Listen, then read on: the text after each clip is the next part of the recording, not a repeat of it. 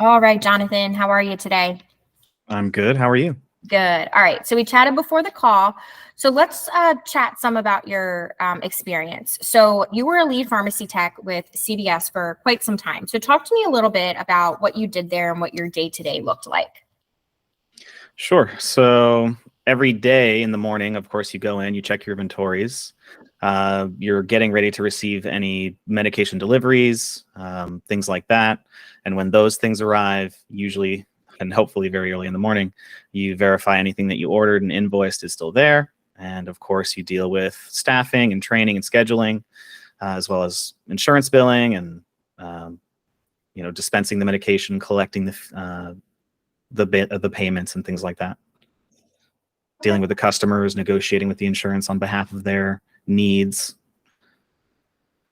And with CVS, did they have their own EHR system that they used? Yeah, so they used something called RX2000 while I was there, and Okay. they were in the middle of switching when I was kind of heading out. But yeah, I'm familiar with the electronic records systems. Okay.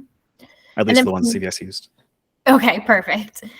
And then from there, similar, still stayed in that healthcare field, specialty compounding and insurance.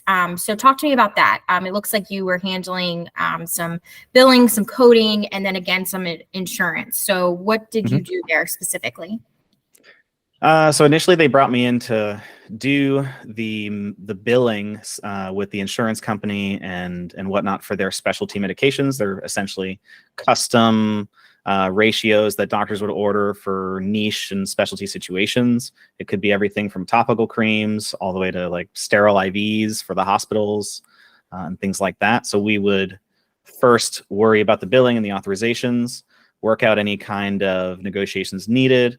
After that, we would take everything, go to the lab, start everything from the powder, mix everything together, and so on and so forth. And then eventually package and mail it out or set it up for courier delivery.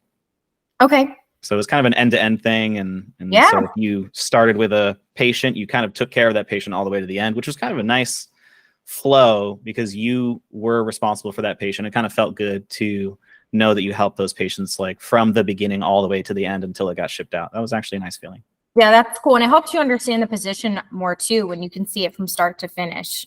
That process. Yeah, exactly. And that's why they made us do it that way. Even though my primary role was insurance billing, they still had us do that as perspective and understanding everything that's involved. Okay. Were there any kind of like specific platforms that you used there, or was theirs like proprietary? They had a proprietary thing. They later were changing over to the I think it was PCCA, if I remember correctly. I'll have to double check that acronym, but so many acronyms from back in the day. I know.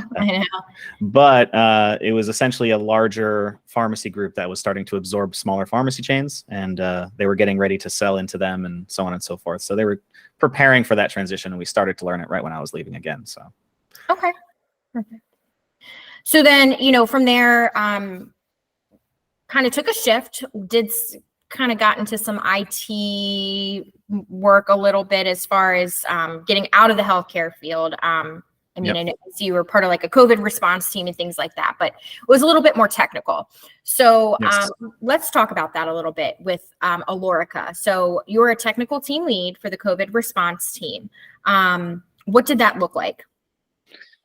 Yeah, so when COVID hit and they were forcing everybody home, essentially this company, Alorica, had 100,000 employees that needed to suddenly all work from home.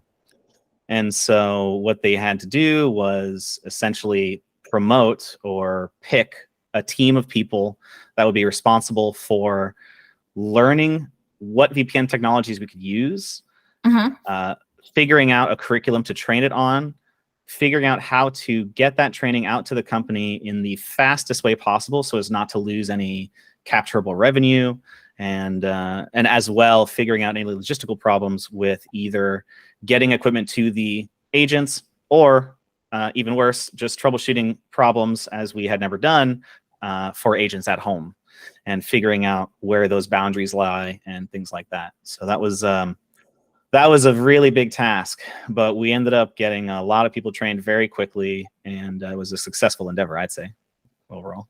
Yeah, I was gonna say it's a really big shift there in Yeah. industries. It was. I really have always loved tech in general. I've always been a nerd, so tech was an easy choice. Makes sense. Hmm. So you were even part, now was this through Alorica with the Dell Pro support? Yeah, so Dell Pro Support was the client, Okay. and that was my primary account while I was at first working as just a, like a quality lead, and then later on, as things got better and better for me and my accomplishments within the company, I just continued to change positions until eventually I was at the higher corporate level, handling more than one client. Okay, gotcha. Yeah. And then most recently, you Mhm. were still through Alorica, associate project manager. Yep. So again, kind of staying in the analytical part of things. What did you do there for them under this particular position? Yeah, so this job was, to boil it down, a performance review and improvement kind of team, as well as a revenue recapturing and gross profit protection kind of task force. And after COVID and the work from home thing and all that kind of stuff, they needed essentially some bulldogs to go and make sure that management was managing, and that leadership was leading instead of just cracking whips and using spurs. Mhm. And it was something that they budgeted us for, um, for a pretty sizable amount, but we ended up doing even better than they projected for us. So that went rather well. And a lot of it had to do with coaching and training the management on the fact that they were approaching things kind of upside down and sideways. And if they just looked at something from another angle, it would make everyone's life easier, including theirs. Sure.